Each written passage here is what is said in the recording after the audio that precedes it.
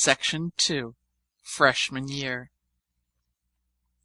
The letters of Miss Jerusha Abbott to Mr. Daddy Longlegs Smith, 215 Ferguson Hall.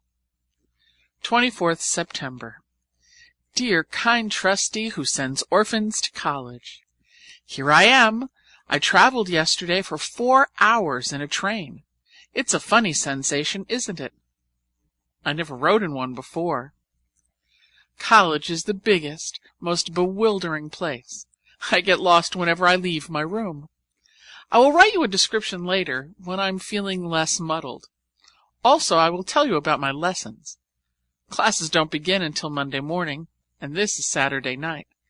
But I wanted to write a letter first, just to get acquainted. Seems queer to be writing letters to someone you don't know. It seems queer for me to be writing letters at all.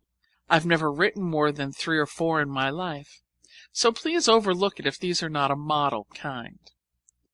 Before leaving yesterday morning, Mrs. Lippett and I had a very serious talk. She told me how to behave all the rest of my life, and especially how to behave towards the kind gentleman who is doing so much for me. I must take care to be very respectful. But how can one be very respectful to a person who wishes to be called John Smith?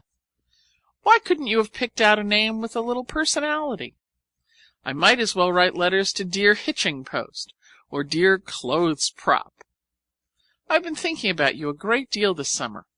Having somebody take an interest in me after all these years makes me feel as though I had found a sort of family. It seems as though I belong to somebody now, and it's a very comfortable sensation, I must say.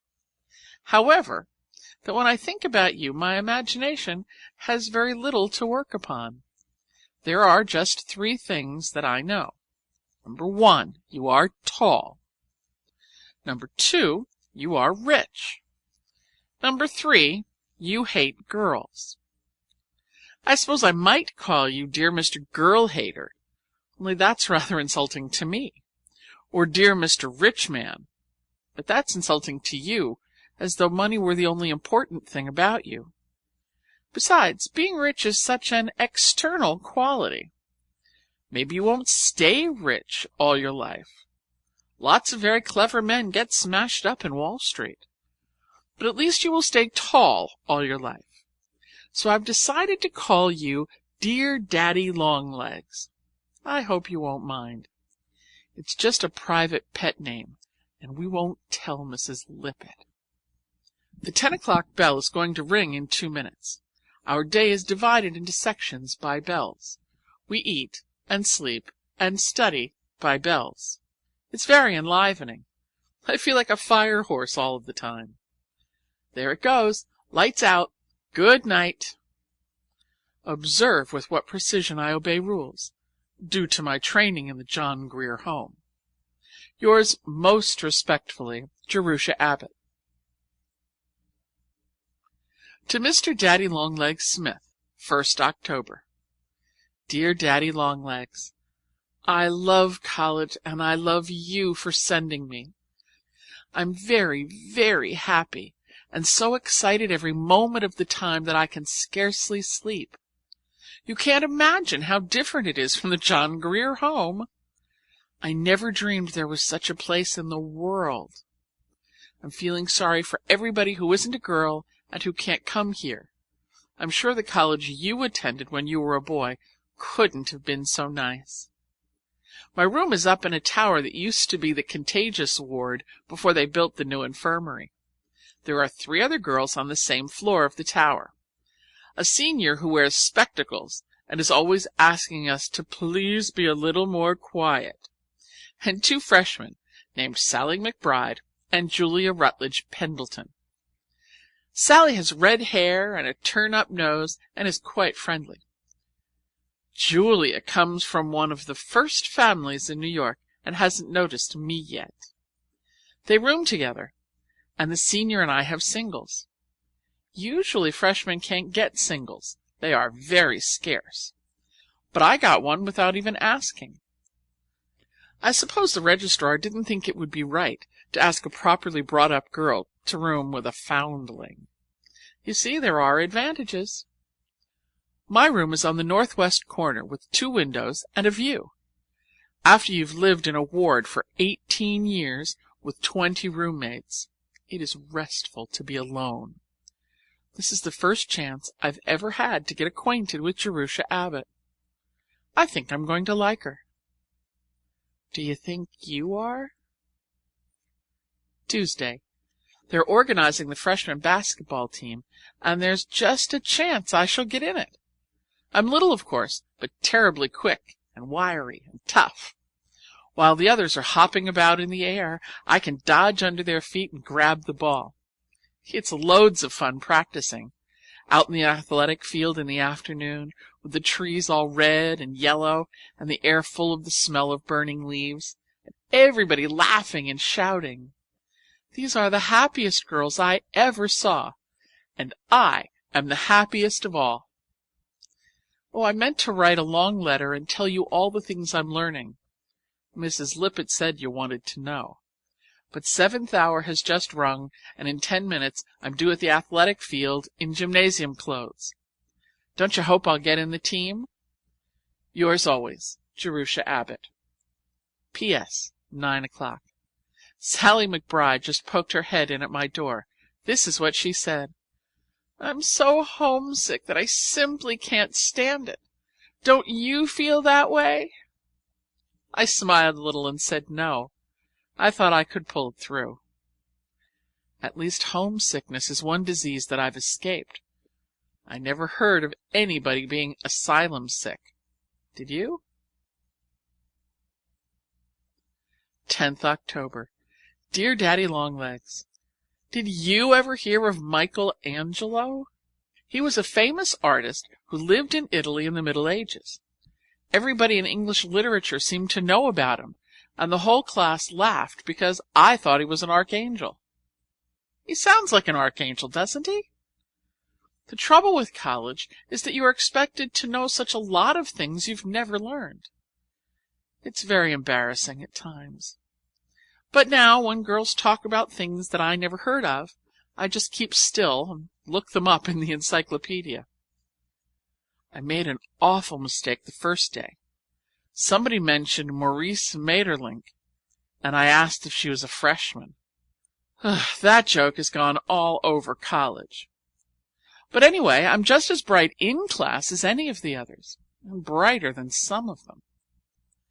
Do you care to know how I furnished my room? It's a symphony in brown and yellow.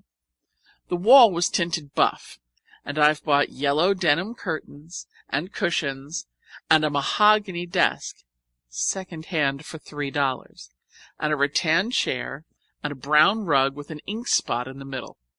I stand the chair over the spot. The windows are up high. You can't look out from an ordinary seat. But I've unscrewed the looking-glass from the back of the bureau, upholstered the top, and moved it up against the window. It's just the right height for a window seat. You pull out the drawers like steps and walk up. Very comfortable. Sally McBride helped me choose the things at the senior auction.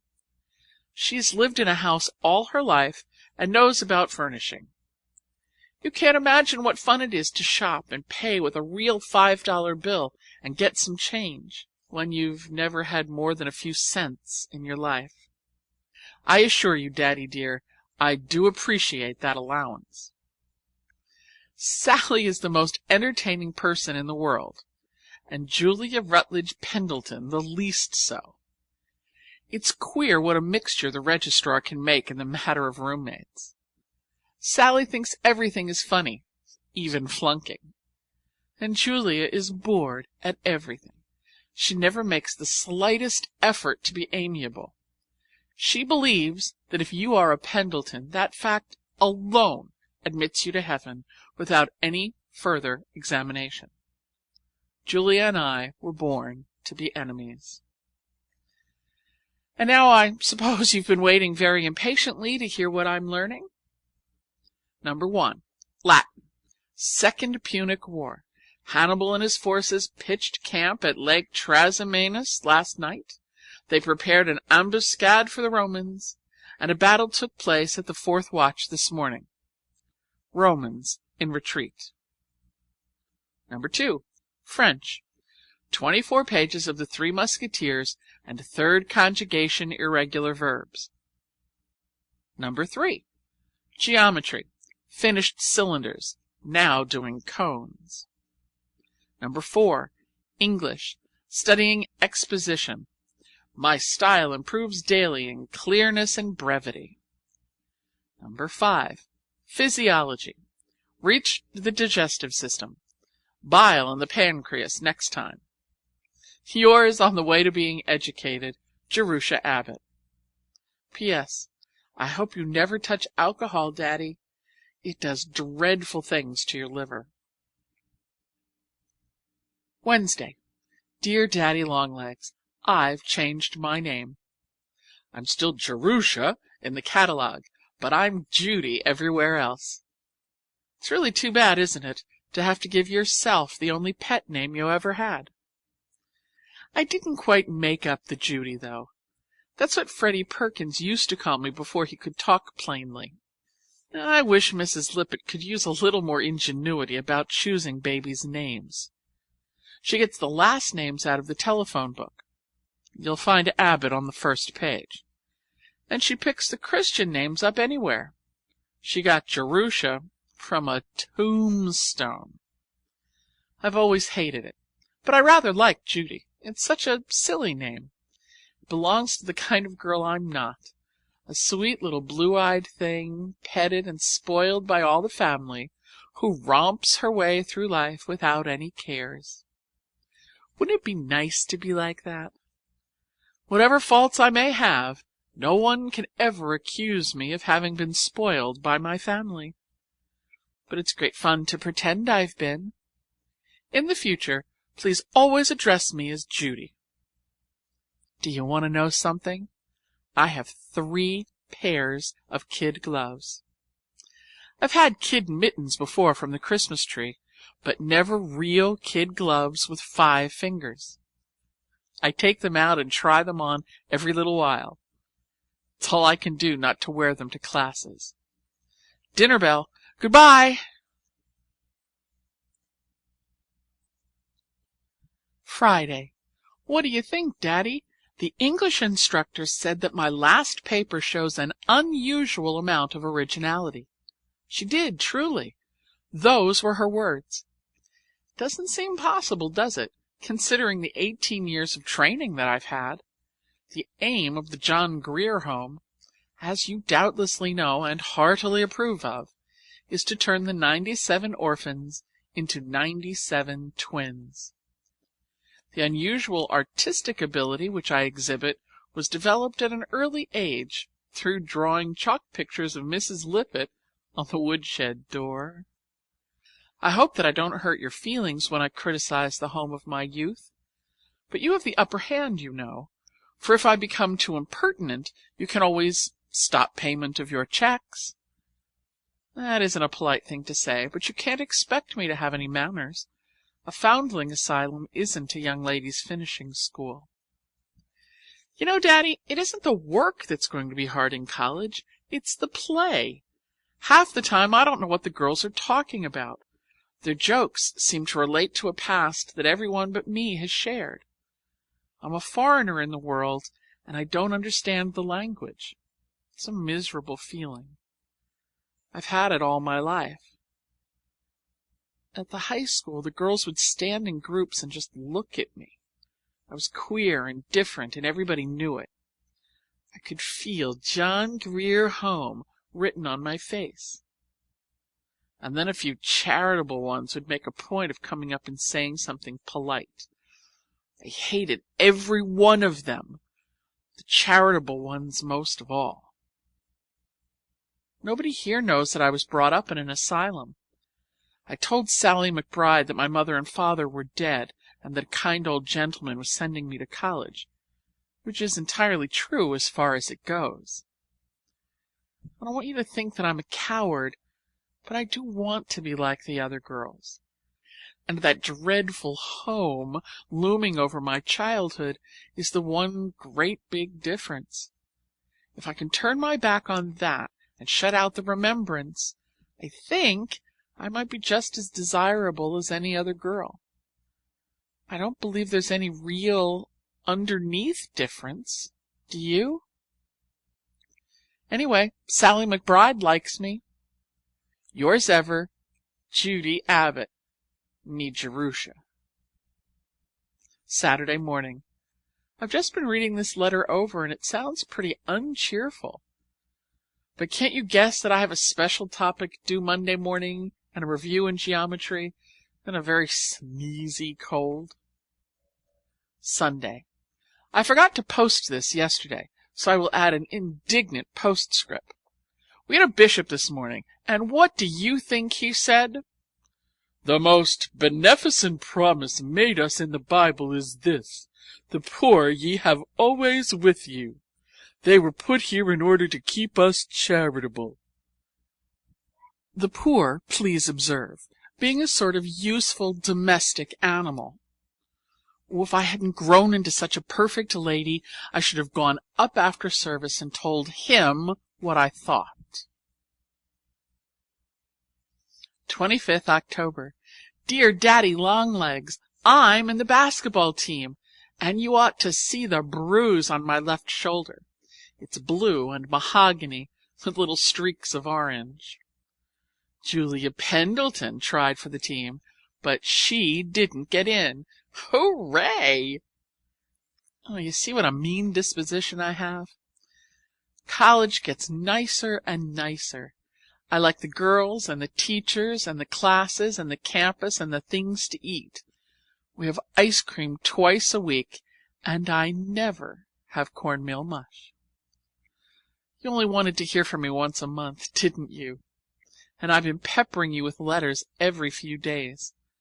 But I've been so excited about all these new adventures that I must talk to somebody, and you're the only one I know. Please excuse my exuberance. I'll settle pretty soon. If my letters bore you, you can always toss them into the wastebasket. I promise not to write another until the middle of November. Yours most loquaciously, Judy Abbott. 15th November. Dear Daddy Longlegs, listen to what I've learned today. The area of the convex surface of the frustum of a regular pyramid is half the product of the sum of the perimeters of its bases by the altitude of either of its trapezoids. Doesn't sound true, but it is. I can prove it. You've never heard about my clothes, have you, Daddy? 6 dresses, all new and beautiful and bought for me, not handed down from somebody bigger. Perhaps you don't realize what a climax that marks in the career of an orphan. You gave them to me, and I am very, very much obliged. It's a fine thing to be educated, but nothing compared to the dizzying experience of owning 6 new dresses. Miss Pritchard, who was on the visiting committee, picked them out. Not Mrs. Lippett, thank goodness. I have an evening dress, pink mull over silk. I'm perfectly beautiful in that. And a blue church dress, and a dinner dress of red veiling with oriental trimming. Makes me look like a gypsy. And another of rose-colored chalice, and a gray street dress, and an everyday dress for classes. That wouldn't be an awfully big wardrobe for Julia Rutledge Pendleton, perhaps, but for Jerusha Abbott, oh my! I suppose you're thinking now what a frivolous, shallow little beast she is, and what a waste of money to educate a girl. But, Daddy, if you'd been dressed in checked ginghams all your life, you'd appreciate how I feel. And when I started high school, I entered upon another period even worse than the checked ginghams. The poor box. You can't know how I dreaded appearing in school in those miserable poor box dresses. I was perfectly sure to be put down in class next to the girl who first owned my dress, and she would whisper and giggle and point it out to the others. The bitterness of wearing your enemy's cast-off clothes eats into your soul. If I wore silk stockings for the rest of my life, I don't believe I could obliterate the scar.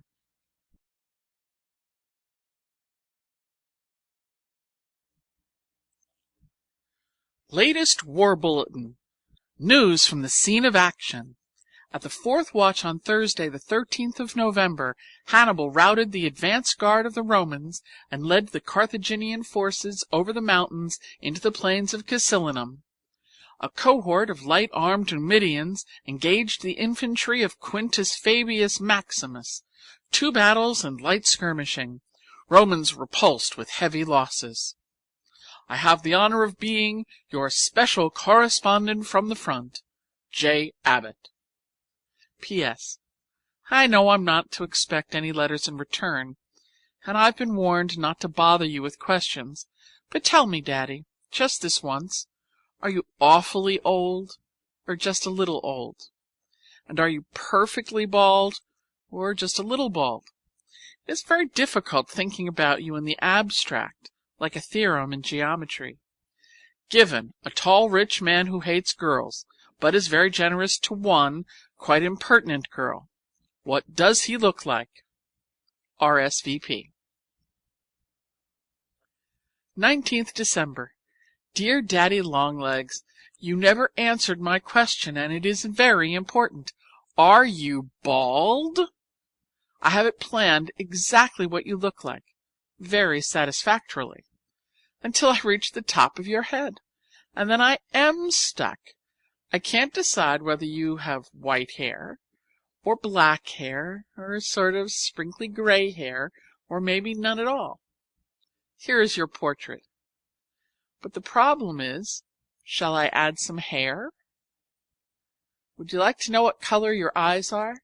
They're gray, and your eyebrows stick out like a porch roof. Beetling, they're called in novels.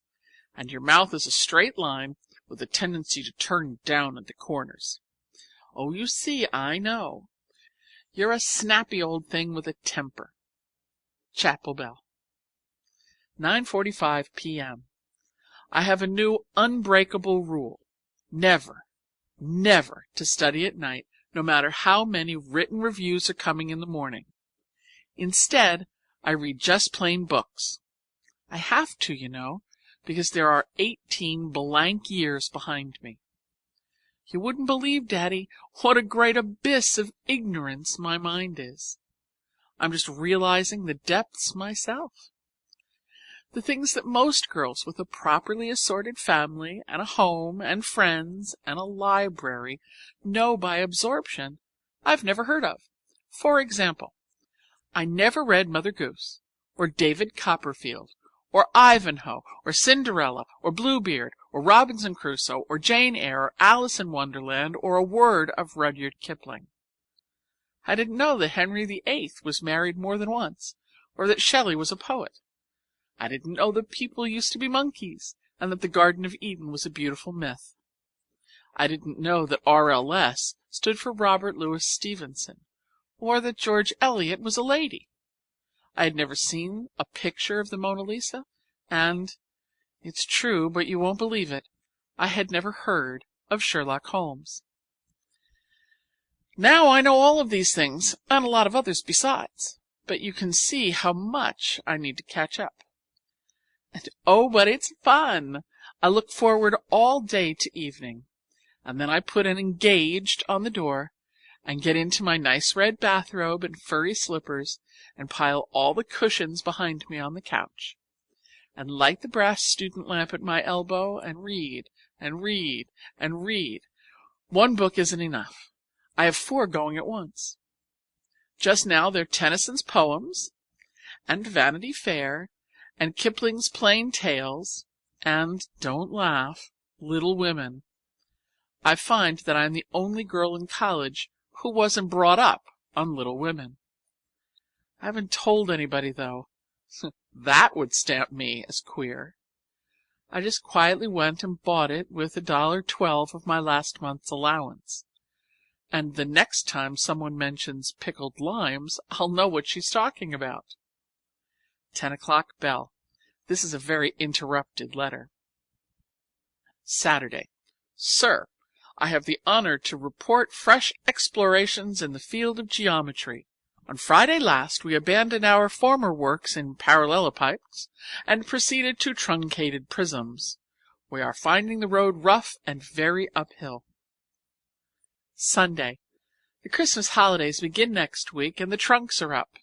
The corridors are so filled up that you can hardly get through, and everybody is so bubbling over with excitement that studying is getting left out. I'm going to have a beautiful time in vacation. There's another freshman who lives in Texas staying behind, and we're planning to take long walks, and if there's any ice, learn to skate. Then there is still the whole library to be read, and 3 empty weeks to do it in. Goodbye, Daddy. I hope you are feeling as happy as I am. Yours ever, Judy. P.S. Don't forget to answer my question. If you don't want the trouble of writing, have your secretary telegraph. He can just say, Mr. Smith is quite bald, or Mr. Smith is not bald, or Mr. Smith has white hair, and you can deduct the 25 cents out of my allowance. Goodbye till January, and Merry Christmas.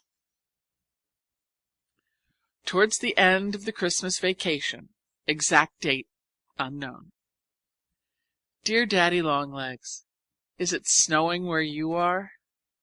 All the world that I see from my tower is draped in white, and the flakes are coming down as big as popcorns.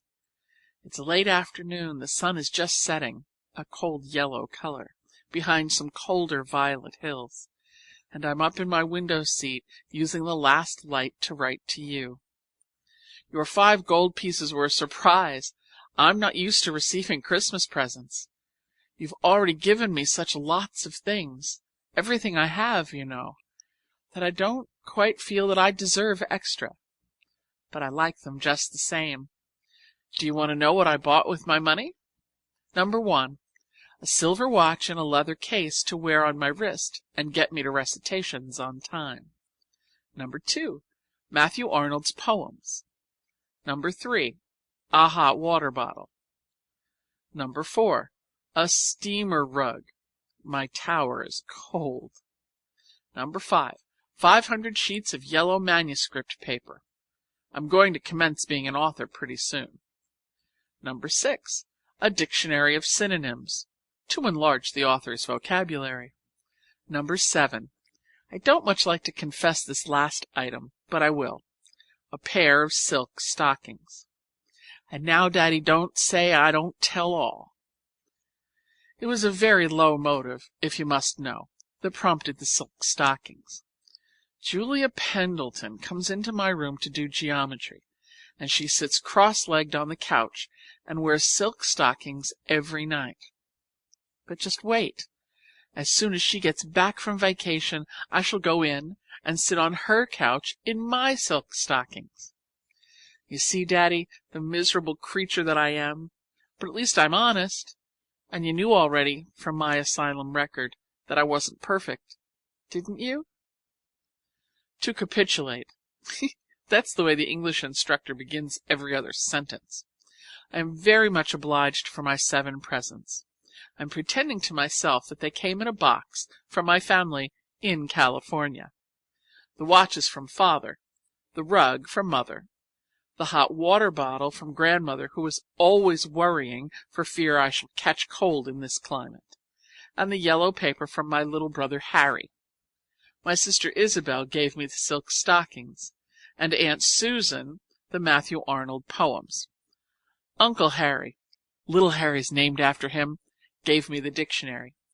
He wanted to send chocolates, but I insisted on synonyms.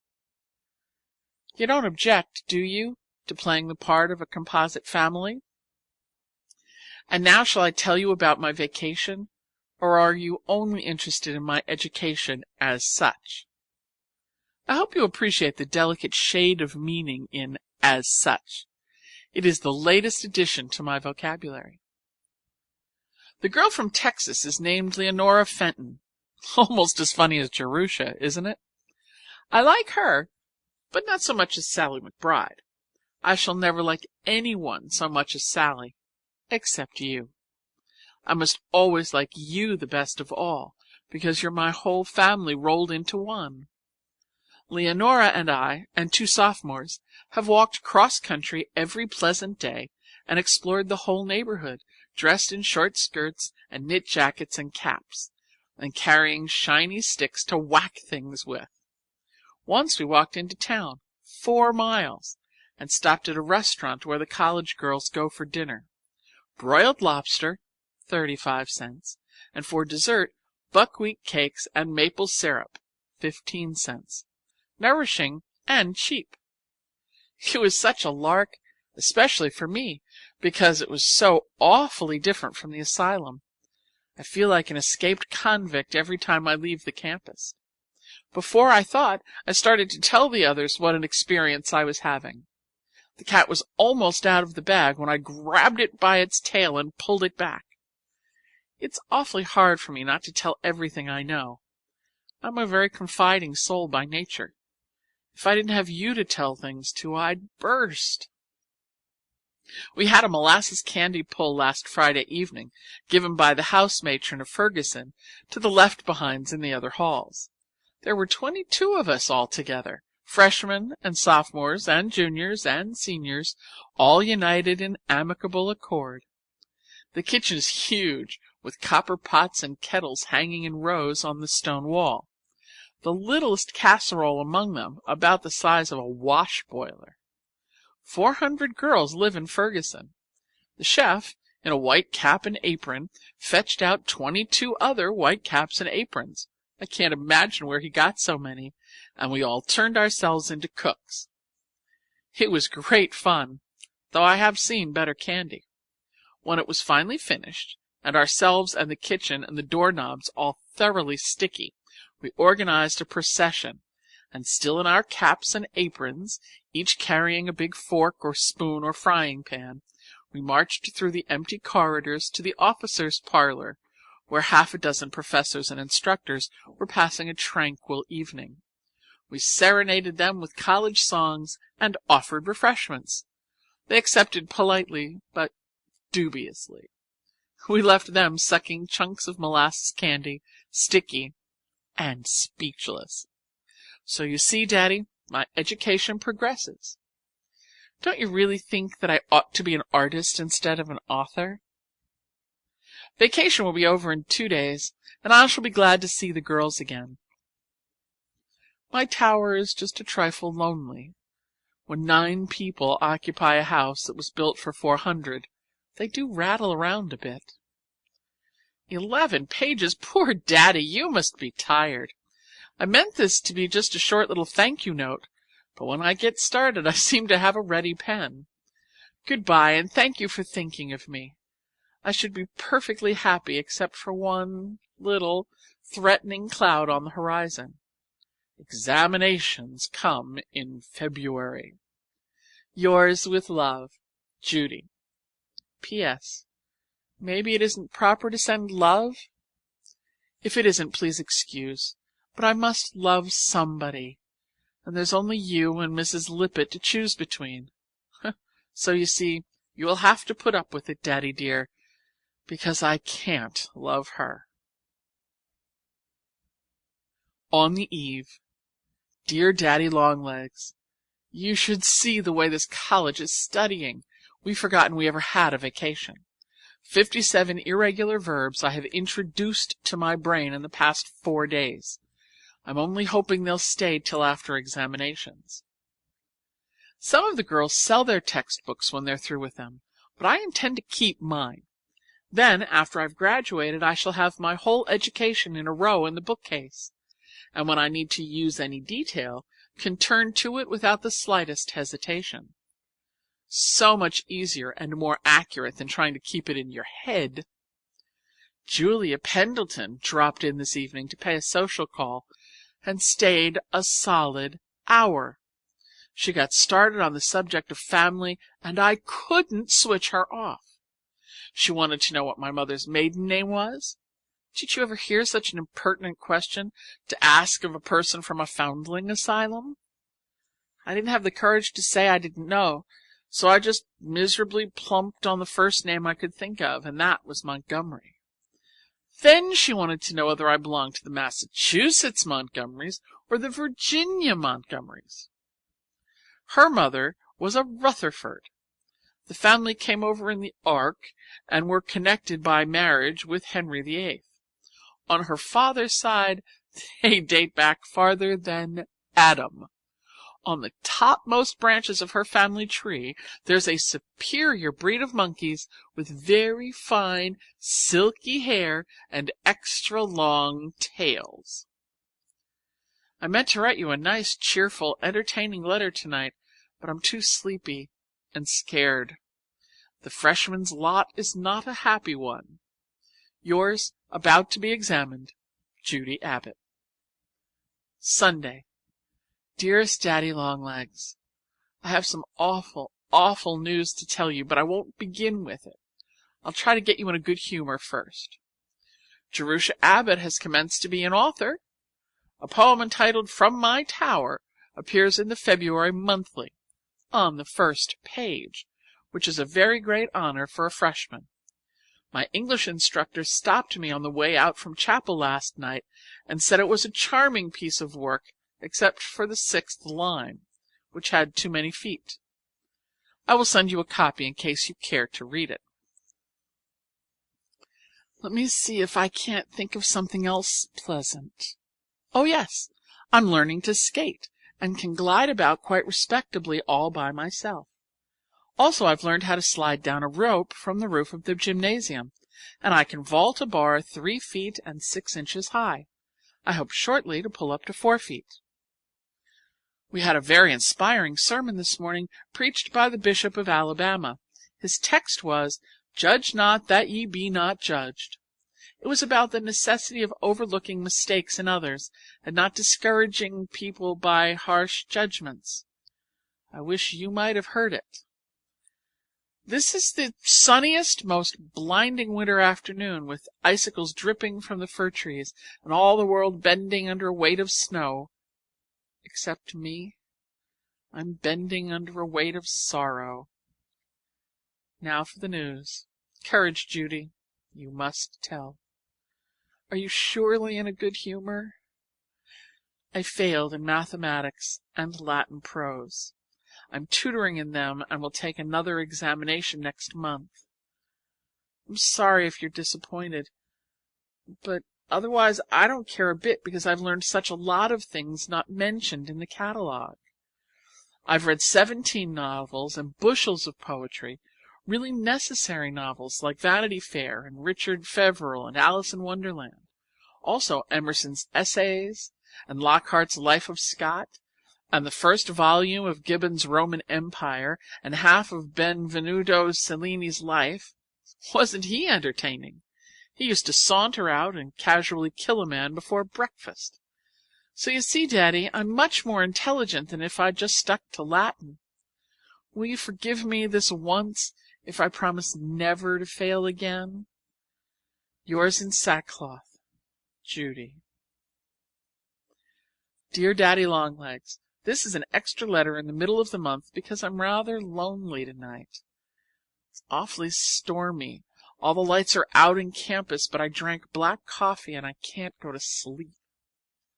I had a supper party this evening consisting of Sally, Julia, and Leonora Fenton, and sardines and toasted muffins and salad and fudge and coffee. Julia said she'd had a good time, but Sally stayed to help wash the dishes. I might, very usefully, put some time on Latin tonight, but there's no doubt about it. I am a very languid Latin scholar. We've finished Livy and De Senectute, and are now engaged with De Amicitia, pronounced Dam Ichidia. Should you mind, just for a little while, pretending you're my grandmother? Sally has 1, and Julia and Leonora each 2, and they were all comparing them tonight. I can't think of anything I'd rather have. It's such a respectable relationship. So if you really don't object, When I went into town yesterday I saw the sweetest cap of Cluny lace trimmed with lavender ribbon. I'm going to make you a present of it on your 83rd birthday. Bung! That's the clock in the chapel tower striking 12. I believe I am sleepy after all. Good night, Granny. I love you dearly. Judy. End of section 2. Recording by Joe Carabas. Vallejo,